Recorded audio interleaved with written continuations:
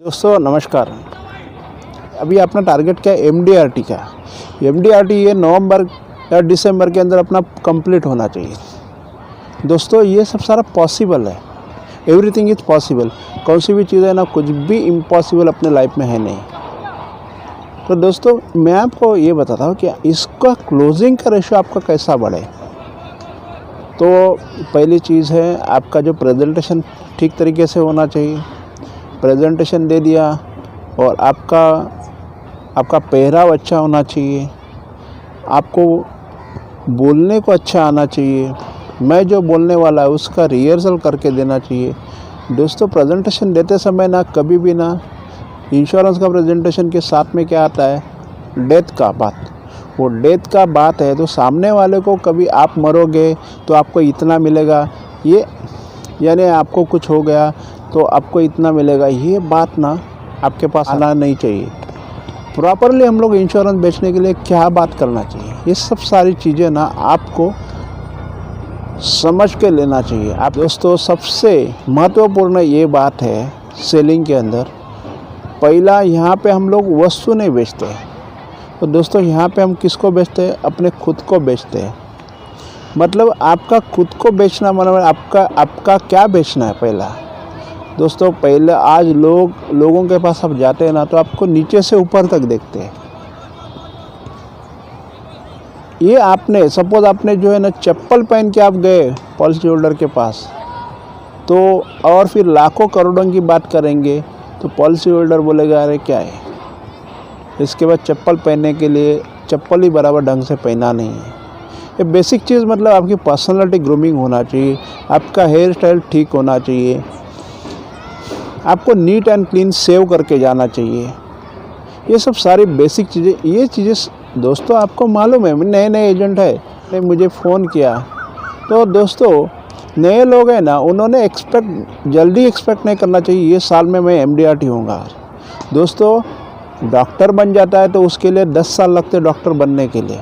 वकील बनता है तो उसके लिए भी कुछ ना कुछ पीरियड लगता ही है, कम से कम 5-6 साल लगते हैं दोस्तों। तो 6 साल के बाद उसको एक डिग्री मिलती है। मतलब ये सब सारा प्रोफेशनल लोग जो है, प्रोफेशनल लोगों को इतना सारा टाइम लगता है। तो आप LIC की एजेंसी के अंदर पहले साल अपने एजेंसी ले लिया और आप खूब बहुत सारे पैसे कमाना चाहते हो और मतलब एमडीआरटी करना चाहते हैं या कुछ सब सारा कर सकते नहीं कर सकते ऐसा नहीं, कर सकते। मगर दोस्तों ये सब सारे मदार है ना किसके ऊपर इम्पोर्टेंट मालूम है? अपना प्रॉस्पेक्टिंग के ऊपर है। और अपने पास जितने सारे प्रॉस्पेक्ट है वो प्रॉस्पेक्ट कौन से क्वालिटी प्रॉस्पेक्टिंग है क्या आपकी? और क्वालिटी प्रॉस्पेक्टिंग है, नए एजेंट है कि रहते हुए भी हो जाएगी। मगर दोस्तों हमारा जो इंश्योरेंस का जो काम है, जो इंश्योरेंस का काम नॉर्मली ऐसा काम है जहाँ पे हमारे पास वस्तु दिखाने के लिए नहीं, हमें कागज़ और पेन के लिए पेन लेते हैं और हम लोग वो वस्तु के बारे में हम दिखाते हैं, बराबर ना। मगर ये जो है ना, ये एक्चुअली हम लोग आइडिया सेल करते हैं।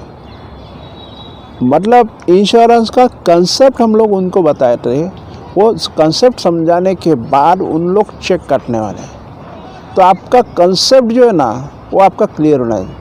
मतलब कंसेप्ट आपका क्लियर कैसा करेंगे और आपको ना कौन से क्लाइंट के पास आप क्या बात करना चाहिए वो पता होना चाहिए। अगर आप वकील के पास पॉलिसी बेचने के लिए गए तो उनके साथ हम कैसे बात करेंगे वो आपको पता होना चाहिए। आप डॉक्टर के पास गए तो डॉक्टर के पास आप कैसी बात करनी चाहिए वो पता होना चाहिए।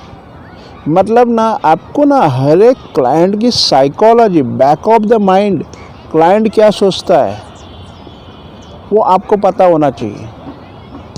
अगर वो आपको पता हो गया ना, उनको क्यों नीड है इंश्योरेंस पॉलिसी की, वो नीड आपको समझ में आती है, वो अंडरस्टैंडिंग होती है, तो आपको कंसेप्ट आपको समझ में आया। अगर मुझे ड्राइवर को पॉलिसी बेचनी है तो मैं बोलता हूँ आप इतना ड्राइविंग करते हो तो कभी भी एक्सीडेंट होने का पॉसिबल है ना। मैं एक क्वेश्चन उनको पूछता हूँ, आप अभी ड्राइविंग करते हो, रास्ते पे आपने कितने एक्सीडेंट देखे? बोलता बहुत एक्सीडेंट देखे। तो एक्सीडेंट है क्या, तो एक्सीडेंट में ना आपका गाड़ी का कभी एक्सीडेंट हो सकता है क्या, तो वो सीधा बोलता है मेरे गाड़ी का भी एक्सीडेंट कभी भी हो सकता है। तो ये कॉमन चीज़ है एक्सीडेंट की। तो आपने अपने फैमिली को सिक्योरिटी करने के लिए कुछ आपके बाद में कुछ पैसा उनको मिलेगा क्या, ऐसा कुछ आपने प्रावधान करके रखा है क्या? मतलब मैं एक साइकोलॉजी बोलता हूँ मैं कि एक्चुअली उसके धंधे के अंदर हम जा कर के हम उनको पूछते हैं कि ऐसा कुछ हो जाता है तो आपके धंधे को सपोर्ट कौन करने वाला है। तो मैं आपको ये समझाना चाहता हूँ कि क्वालिटी प्रॉस्पेक्टिंग आपके पास होनी चाहिए। और दूसरा चीज़ है ना, जिसको आप बताने के लिए जाने वाले ना उसके पास आपको एक्सेप्टेबिलिटी होना चाहिए। आपका पेहराव अच्छा होना चाहिए, आपका बोलना अच्छा होना चाहिए, आप किसी को भी रफ टप में बोलना नहीं चाहिए, आपका बैग वगैरह एकदम ज़बरदस्त होना चाहिए। आजकल ना एजेंट लोग पीछे एक बैग लटका के चलते हैं। कोरियर बॉय का वो प्रोफेशन है, कोरियर बॉय ऐसे चलता है। दोस्तों आपके पास ना ब्रीफकेस जैसे अपना पहले मैंने जब शुरुआत किया ना मेरे पास ब्रीफकेस थी VIP वाली।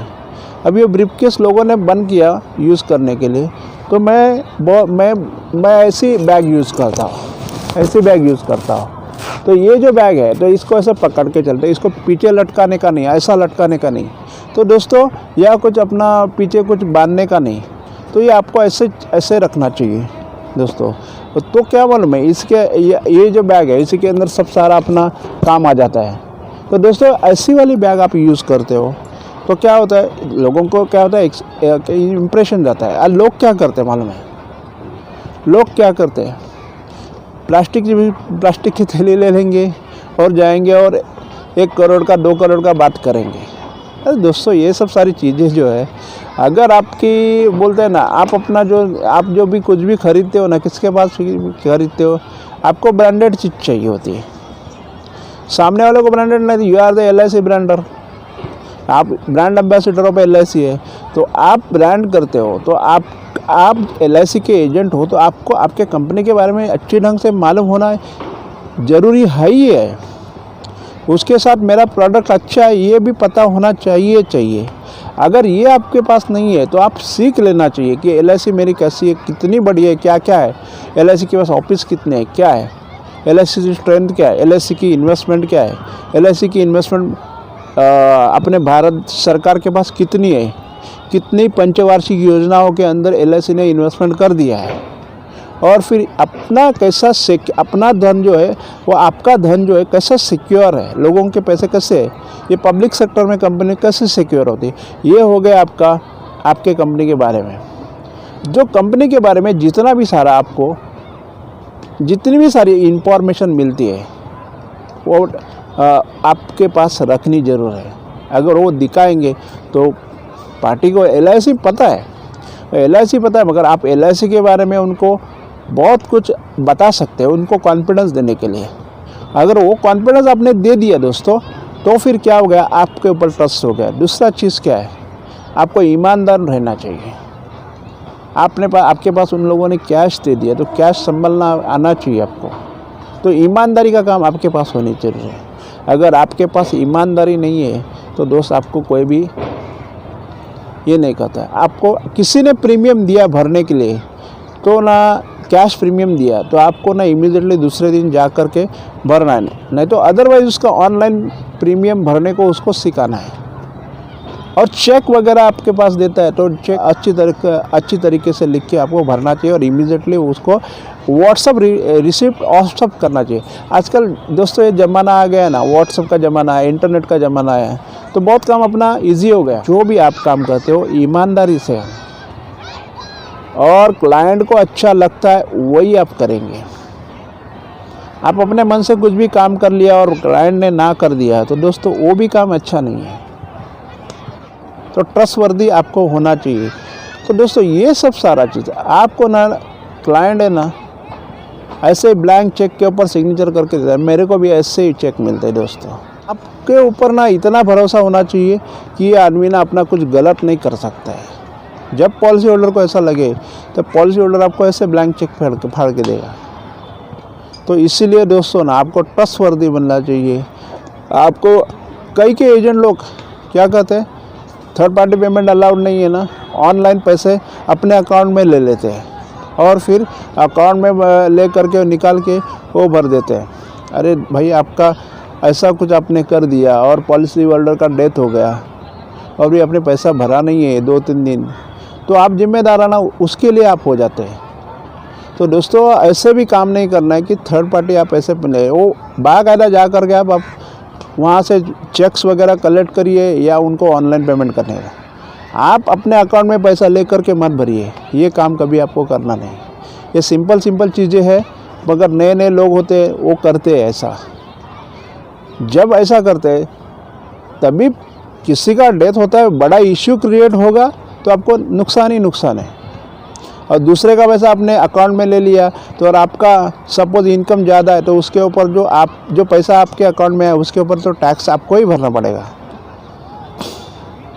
मतलब ये नए एजेंट के लिए, पुराने एजेंट तो ऐसा करेंगे नहीं, उनका इनकम टैक्सेबल होएगा। वो उनको उनके अकाउंट के अंदर उनको क्वेरी बतानी पड़ेगी, ये पैसे कहाँ से आ गए, क्यों आ गए। तो पुराने एजेंट ऐसा नहीं करेंगे। नए एजेंट को बता रहा हूँ, किसी के आपने कैश ले लिया तो कैश भर के आप उसको रिसीट दीजिए। चेक दिया है तो चेक, मगर आपके अकाउंट में कभी भी पैसा नहीं लेना चाहिए। मैंने क्यों बोला कि ये एक अपना ट्रस्टवर्दी बनने के लिए ना, ये है, मगर आप एक डिसिप्लिन में रहना चाहिए। जो मैं काम करूँगा, आज का काम आज करूँगा, और LIC एक रिस्क कवरेज का अंदर काम है, उसको आप डिले नहीं करना है। अगर आपने आज जो पॉलिसी, आज का प्रीमियम आज नहीं भरा, कल डेथ हो गया तो उसका आपने चेक अपने पास लेके रखा और भरा नहीं, और फिर वो टाइम के अंदर उसका डेथ हो गया, तो रिस्पॉन्सिबल कौन है हो गया? दोस्तों, आप हो गए। तो ऐसे कुछ काम नहीं करो कि दूसरे का पैसा अपने अकाउंट में लेने का। दोस्तों, वो जो आदमी है, उसकी जो नॉमिनी है ना, आपके ऊपर केस डाल सकती है या आपकी कंप्लेंट कर सकती है। तो किसी के पैसे आजकल लोग क्या होते हैं, मैं आपको गूगल पे करता हूँ या करती हूँ, फिर आप वो भर देना। ऐसे नहीं दोस्त, ऐसे होता नहीं, और आप करना ही नहीं, चाहे वो मेडिक्लेम हो या लाइफ इंश्योरेंस की पॉलिसी हो। ये गलती आप कभी करना नहीं। जिसका पैसा हो जैसे तरीके से भरना है, वो चैनल से भरना है, वही चैनल से आपको करना है काम। LIC का रूल्स एंड रेगुलेशन है, वो हिसाब से आपको काम करना चाहिए। और दोस्तों, आपको सब सारी चीज़ें मालूम होनी चाहिए। अंडर राइटिंग कैसा करना चाहिए, अंडर राइटिंग के लिए क्या क्या लिखना पड़ता है। आप फॉर्म भरते हो, आप डेवलपमेंट ऑफिसर जी के पास देते हो, तो ना वो पार्टी का उसका हाइट कितना है, वेट कितना है, वो लेते नहीं है। दोस्तों, आपको ना लिटरली वो पॉलिसी होल्डर का हाइट चेक करके, मतलब आपके पास टेप रख करके टेप से वो कितना इंच है या कितना सेंटीमीटर है वो आपको नोट करना चाहिए। उसका वजन है बाकायदा कितना है वो आपको पता होना चाहिए। उसको एक्चुअली ना ज़्यादा गैप आएगा तो दोस्तों प्रॉब्लम क्या होगा, मतलब में 2 साल के अंदर पॉलिसी होल्डर का डेथ होता है ना, वो सब सारी ना उसके अंदर अर्ली क्लेम के अंदर क्वेरी आ जाती है। अर्ली क्लेम के अंदर ये सब सारे डिफ़ॉल्ट अपने एकदम लिखे नहीं होंगे तो दोस्तों क्लेम होना मुश्किल हो जाता है। दूसरा, क्लाइंट की हिस्ट्री क्या है, वो क्लाइंट की हिस्ट्री भी अच्छी ढंग से लिखना ज़रूर है। अगर वो नहीं लिखते हो तो प्रॉब्लम होगा ना। दोस्तों, ये सब सारी चीज़ें आपको ध्यान रख के करनी पड़ेगी। 2 साल होकर के गए तो क्लेम जो है नॉन अर्ली क्लेम में आएगा, और 2 साल के अंदर डेथ हो गया तो दोस्तों आपको डिफ़िकल्ट हो सकता है, क्योंकि कंपनी को बहुत पैसा देना पड़ता है, क्योंकि एक प्रीमियम होकर डेथ हो गई है। तो ये सब आपको कुशन लेनी ज़रूर है।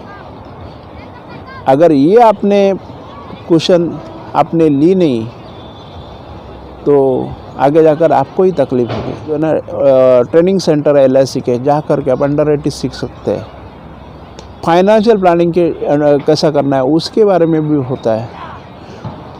दोस्तों, बहुत सारी चीज़ें जो है ना, आपको एक एक करके अंदर आप डालोगे तो आप उसी के अंदर मास्टर हो। अंडरराइटिंग, उसके बाद में फाइनेंशियल अंडरराइटिंग कैसे करते हैं वो भी पता होना चाहिए। फॉर्म कैसा भरना चाहिए वो भी आपको अच्छी ढंग से पता होना चाहिए, तो ही आप पॉलिसी होल्डर को ना जस्टिस दे सकते हैं।